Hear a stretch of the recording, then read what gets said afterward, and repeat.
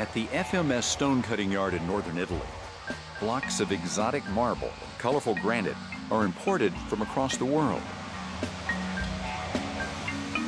Here they are cut into slabs destined for high-end kitchen and bathroom countertops.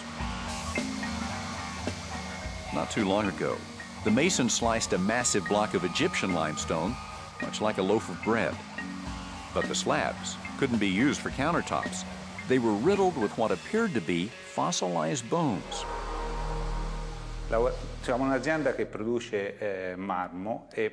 Being masons, we were ignorant of the importance of the discovery we had made, says Supervisor Riccardo Francione. But they knew enough to call in some Italian experts who determined they had inadvertently created an almost perfect cross-section of an ancient whale. It lived in Egypt 40 million years ago.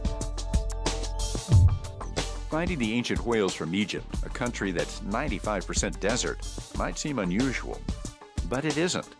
For decades, National Geographic grantee Philip Gingrich has been digging up whale bones near the oasis of Fayoum.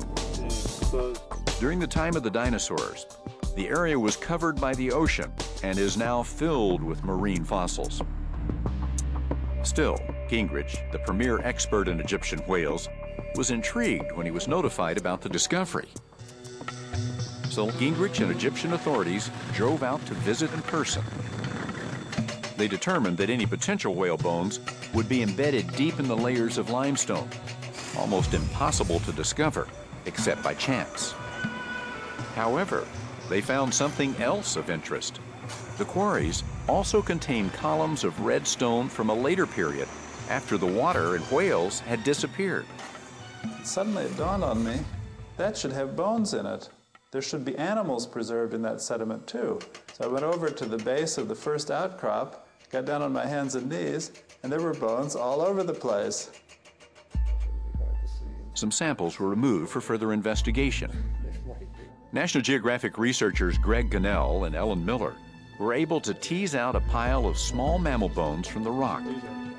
They realize these little jaws and legs have an amazing significance.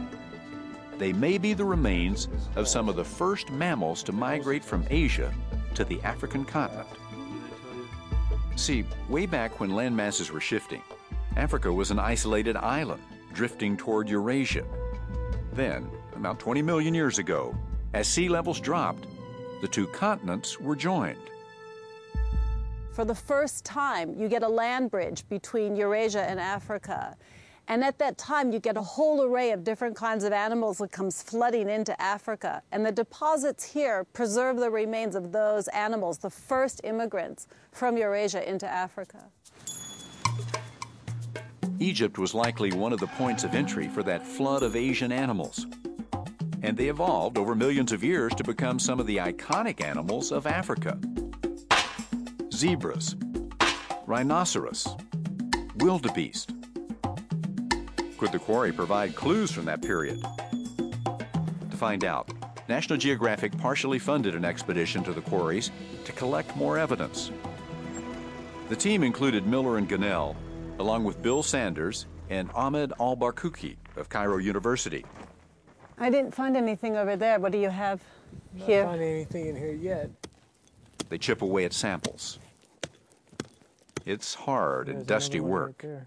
Inside the little rocks, we look for any sign that there's any kind of bone or teeth or anything like that. And if we find some idea that this is going to contain bone, we take it back to the lab and we process it there. The bones are of smaller mammals, like rats and bats. They'll help the scientists establish what life was like here all those millions of years ago. The small animals are really important because they're very sensitive to temperature and climate. They don't move very far during their lifetime, so they're a very good indicator of relative humidity, rainfall, things like that. The findings may confirm that this barren desert was a different place when the mammals started to cross from Asia. It was a lush tropical delta with a series of large river systems. It was a tempting new home for animals on the move. When they first arrived, these animals looked very different from what they look like today. But on the wide open plains, removed and isolated from their now distant Asian ancestors, they began to evolve. The giraffe's neck grew longer. The zebra developed its stripes. They became what many think of today as uniquely African animals, not realizing that they have Asian roots. The researchers haven't found any major fossils at the quarries yet, but they are gathering more pieces of a fascinating puzzle. Actually, every fossil has got its own importance. It's not only that we find one fossil, but to integrate the information together to get the bigger picture.